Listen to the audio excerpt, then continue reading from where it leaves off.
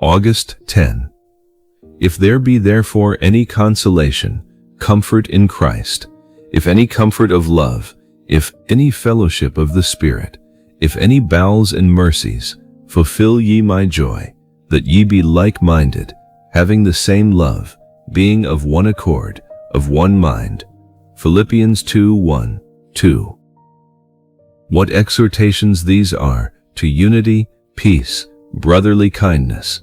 How they suggest to us patience, forbearance, gentleness, helpfulness, and comfort one toward another in the church, that thus the Spirit of the Lord may abound in all, that each may make the greatest possible progress in the right way. Dear brethren, let us more and more be worthy of the name of Barnabas, comforter of the brethren. Let us have the Holy Spirit abounding in us more and more, for this is the Lord's good pleasure, that with it dwelling in us richly, we may be all sons and daughters of comfort in Zion, representatives of our Father, and channels of the Holy Spirit, as well as of the truth.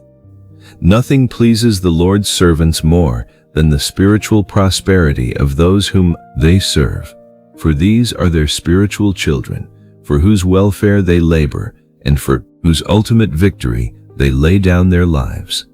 This thought should move the Lord's people to strive to gladden the hearts of those who minister to them. And let the Lord's servants rejoice in seeing the rich fruits of the Spirit, particularly in the various forms of love, abundantly growing in their spiritual children.